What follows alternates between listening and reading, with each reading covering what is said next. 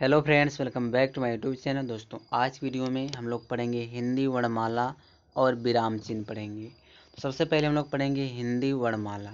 ठीक है, तो वीडियो की स्टार्ट करते हैं। यहाँ पे देखो, वर्णमाला दिया, कह रहा है कि एक दृष्टि में हिंदी वर्णमाला 53 होती। हिंदी वर्णमाला कितने होते हैं? 53 होते हैं। हिंदी में जो ध्वनियाँ होते हैं, जो वर्ण होते हैं, या दो प्रकार के होते हैं। एक स्वर होता है, दूसरा व्यंजन होता है। तो सबसे पहले हम लोग पढ़ेंगे स्वर। ठीक है, पहले हम लोग स्वर की बात करेंगे, स्वर के बारे में पढ़ेंगे, तब हम व्यंजन पढ़ेंगे। देखो, यहाँ पे स्वर कितने होते हैं? 11 होते हैं। कौन कौन स्वर हैं?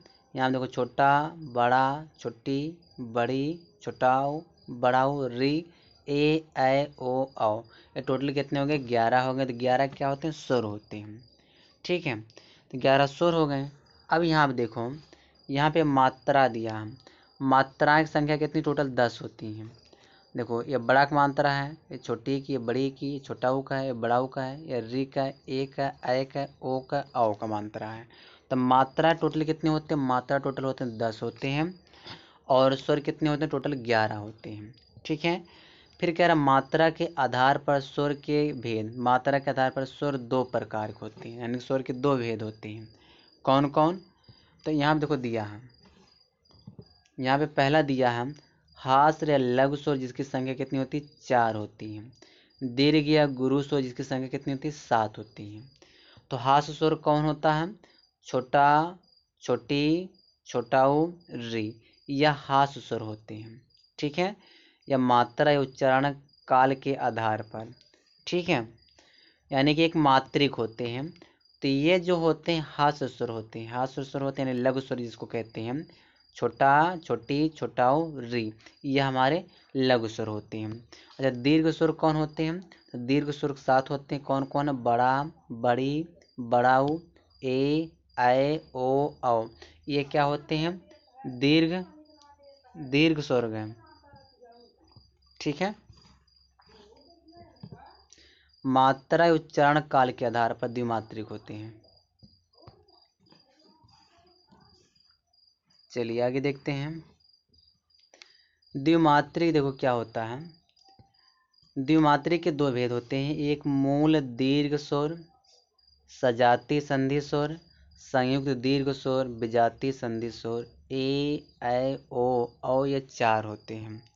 ठीक है, यहाँ हम देखो बड़ा, बड़ी, बड़ाऊ, ये क्या होता है? सजाती संधि स्वर होते हैं, जिसकी संख्या कितनी होती है? 3 होती है।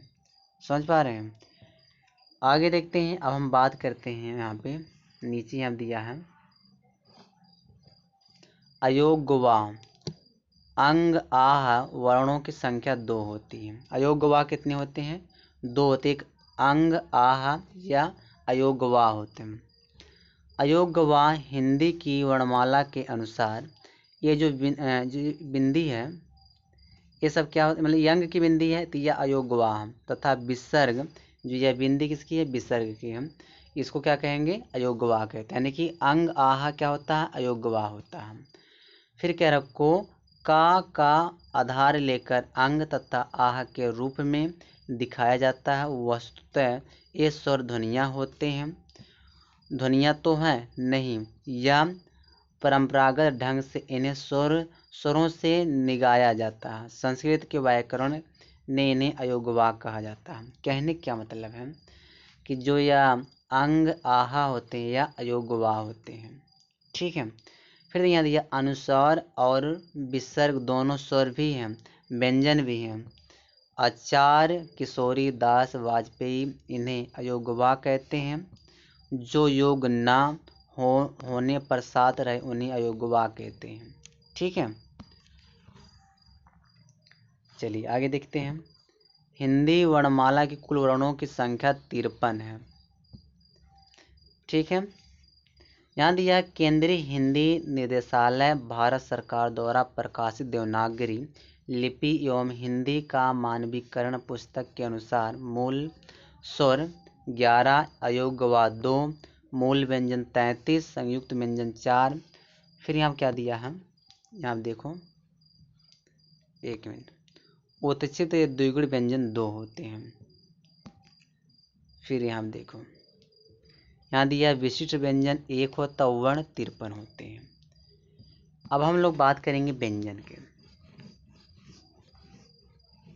व्यंजन देखते हैं, व्यंजन कितने होते हैं। कुल व्यंजनों की संख्या 40 होती है। अगर व्यंजन की बात की जाए तो कुल व्यंजनों की संख्या 40 होती है। मूल व्यंजनों की संख्या 33 होती है। मूल व्यंजन कितने होते हैं? 33 होते हैं। व्यंजन के भेद की बात की, व्यंजन के 6 भेद होते हैं। मूल व्यंजनों के भेद 3 होते हैं। मूल व्यंजन कौन कौन है? एक होता मूल व्यंजन, देखो आ जाएगा स्पर्श व्यंजन, अंतस्थ व्यंजन, ऊष्म व्यंजन, ये तीनों मूल व्यंजन होते हैं। ठीक है।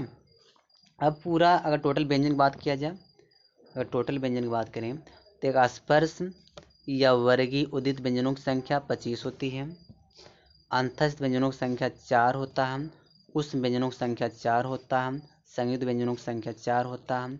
उत्क्षिप्त द्विगुण व्यंजनों की संख्या 2 होता है। विशिष्ट व्यंजन 1 होता है। ठीक है। आगे देखो, मूल व्यंजनों की संख्या 33 होती है। चलो आगे देखो, देखो वर्ग देख लो, वर्ण नाम देख लो, व्यंजन वर्ण देख लो, संख्या देखो। जो का वर्ग होता है इसको कंठ कहते हैं। का वर्ग में का, खा, गा, घा, अंगा आता है। इसकी संख्या टोटल 5 होता है। फिर जो चा वर्ग होता है इसको तालब कहते हैं। चा, छा, जा, झा, या इसकी भी संख्या 5 होती है। ठीक है। जो टा वर्ग होता है इसको मूर्धन्य कहते हैं। टा, ठा, डा, ढा, अड़ा, इसकी भी संख्या कितनी होती है? 5 होती है। ठीक है। जो ता वर्ग होता है इसको दंत कहते हैं। ता, था, दा, धा, ना, इसकी संख्या क्या होती है? 5 होती है। जो पा वर्ग होता है इसको ओष्ठक कहते हैं। पा, फा, बा, भा, मा, इसकी भी संख्या क्या होती है? 5 होती है। ठीक है। चलिए आगे देखिए, स्पर्श व्यंजनों की कुल संख्या 25 है। अंतस्थ व्यंजन देख लो, अंतस्थ व्यंजन क्या होते हैं? या, रा, ला, वा, इसकी संख्या 4 होती है। उस व्यंजन देख लो क्या होता है? उस व्यंजन जो होते हैं बड़ा सा, खट्टी सा, छोटा सा, हा, इसकी भी संख्या क्या होती है? 4 होती है। ठीक है। जो मूल व्यंजन होते हैं, मूल व्यंजन कितने होते हैं? मूल व्यंजनों की संख्या कितनी होती है? 33 होती है। संयुक्त व्यंजन क्या होता है? छतरी वाला छात्रा, ग्यासरा, ठीक है, इसकी संख्या 4 होती है। उत्क्षिप्त या द्विगुण व्यंजन क्या होता है? दोनों अड़ा, ये जो दोनों अड़ा होता है इसकी संख्या 2 होती है। विशिष्ट व्यंजन क्या होता है? ये ला, जो लिरी वाला ला है, ये हो गई, इसकी संख्या 1 होती है। इस तरह से कुल मिला करके अगर को देखा जाए तो कुल व्यंजनों की कुल जो संख्या कितनी हो जाती है? 40 हो जाती है। ठीक है। चलिए हम आगे देखते हैं हम लोग।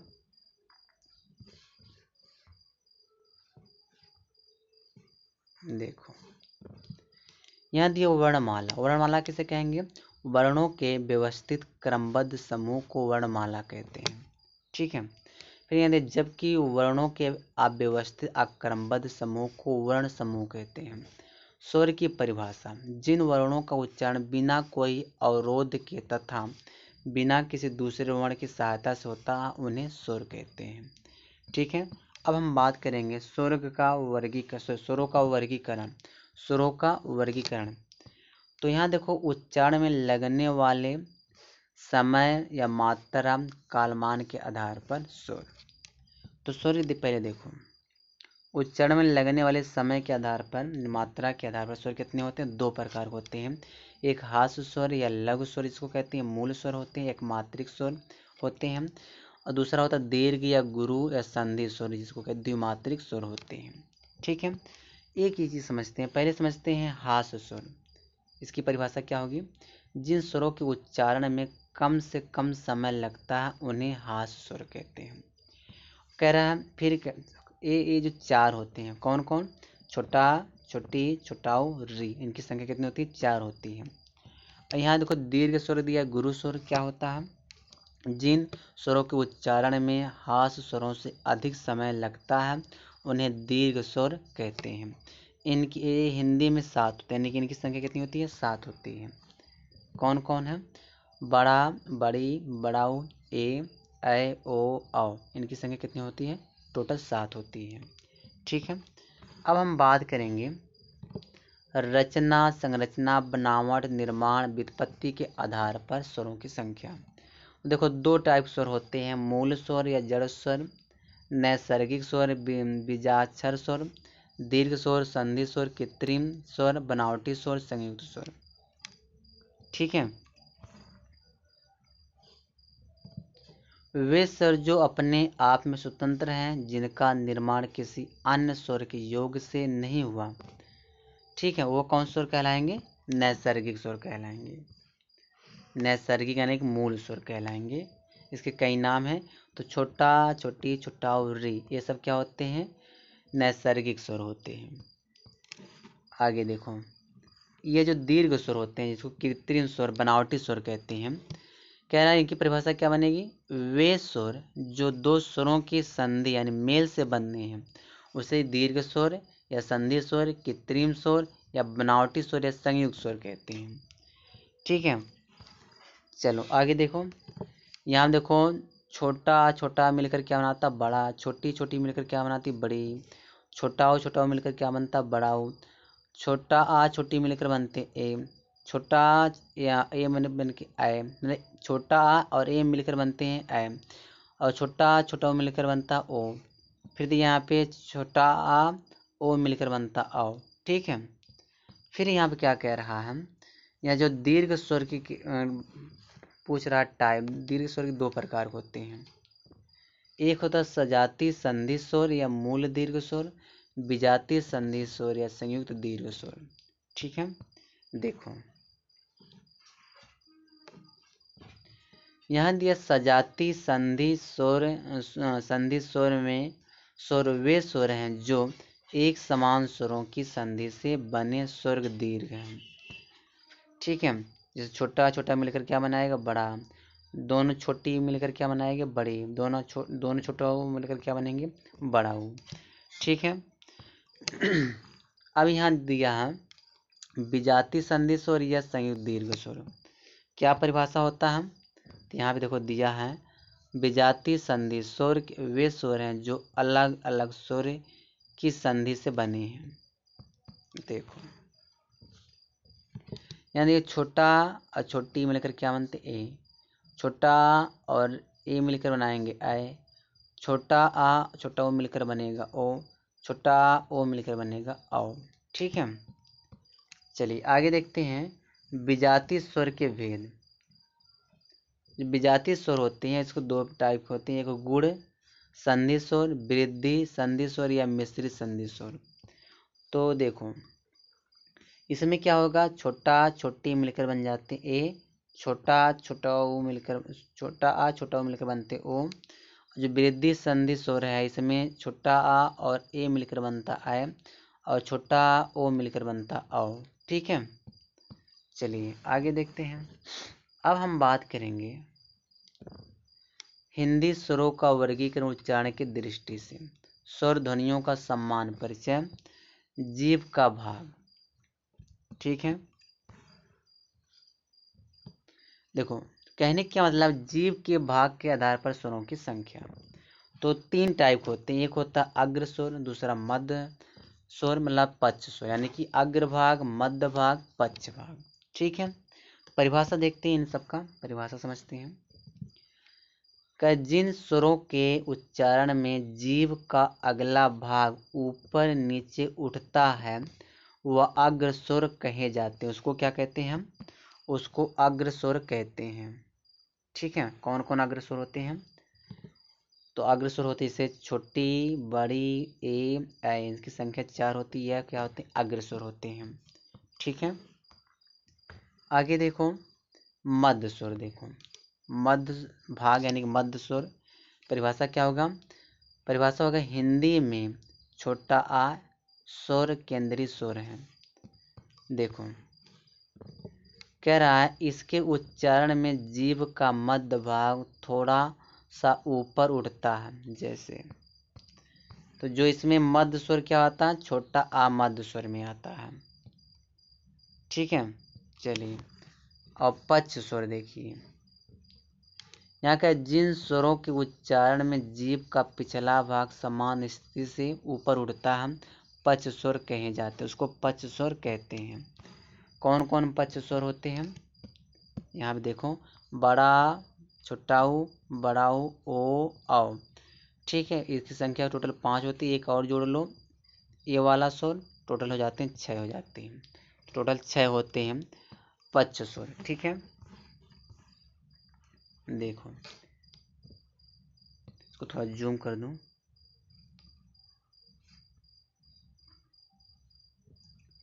कह रहा आगत ध्वनि, जो जब आ है, अंग्रेजी भाषा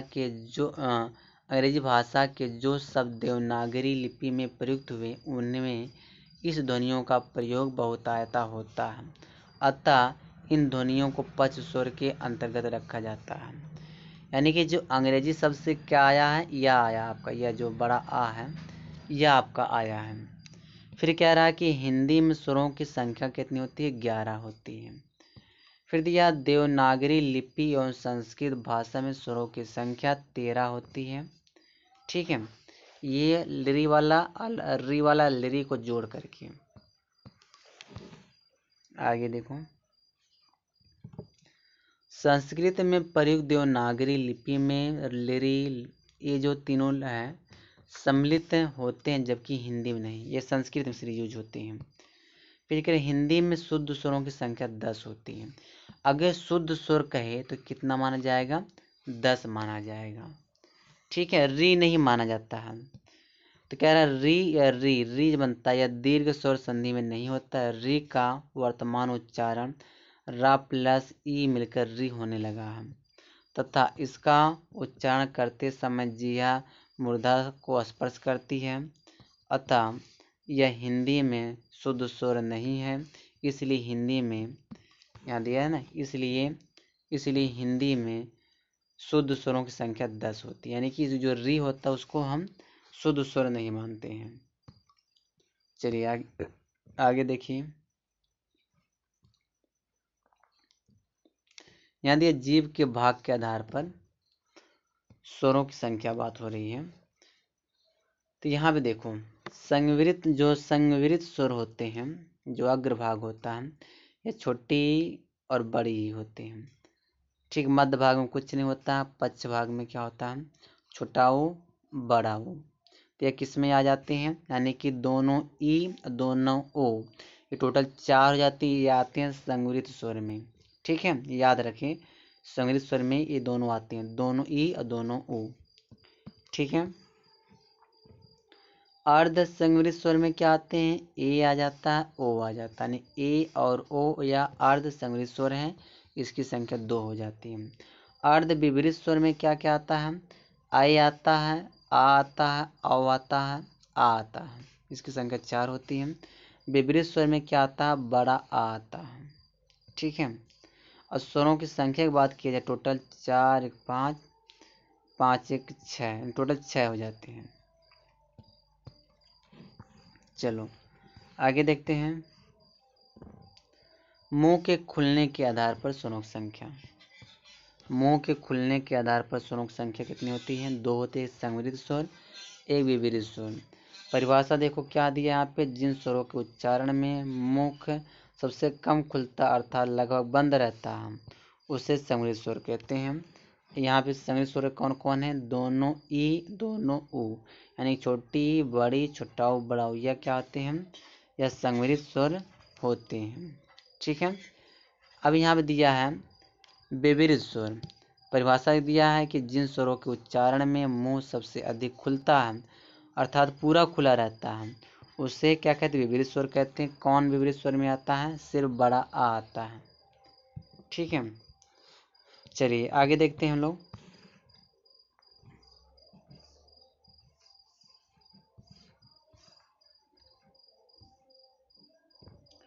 यानी अर्ध संवृत स्वर, फिर देखो होता क्या है, संवृत स्थिति से कुछ अधिक खुलता अर्थात मुख आधे से कम खुलता है। इस वाली कंडीशन अर्ध संवृत स्वर में कौन कौन होते हैं? अर्ध संवृत स्वर जैसे ए, ओ, यह आते हैं अर्ध संवृत स्वर। फिर यहाँ दिया है अर्ध विपरीत स्वर में, देखो इसकी परिभाषा क्या होगी? विपरीत की तुलना में थोड़ा कम खुलता है, अर्थात मुंह आधे से ज़्यादा खुलता है। कौन कौन आते हैं अर्धविपरीत स्वर में? छोटा आए, ओ, आ वाला, ये सब क्या आते हैं? अर्धविपरीत स्वर में आते हैं। चलिए आगे देखते हैं हम। ओष्ठों या मुख्याकृति के आधार पर स्वरों की संख्या। एक होता है वर्तुल स्वर या गोलाकार या वृत्तमुखी, वृत्ताकार, आवृतमुखी, प्राश्रित, आवृत्ताकार, यानी विपरीतमुखी और अविपरीतमुखी स्वर। देखते हैं कौन कौन होते हैं। वे स्वर जिनका उच्चारण करते समय ओष्ठ गोल हो जाते हैं अर्थात विपरीत जैसी आकृति ग्रहण कर लेते हैं, उसे विपरीत स्वर कहते हैं। छोटा, बड़ा, छोटा ऊ, बड़ा ऊ, ओ, औ, आ या आगत स्वर में आते हैं। फिर यहाँ दिया है अविपरीत स्वर। एक मिनट, यह अविपरीत मुखी स्वर जो दिया है कौन कौन है? यहाँ पर परिभाषा देखते हैं। वे स्वर जिनका उच्चारण करते समय ओष्ठ गोल नहीं होते अपितु फैल जाते हैं, उसे अविपरीत स्वर कहते हैं। कौन कौन? छोटा, बड़ा, छोटी, बड़ाऊ, ए, ऐ। ठीक है।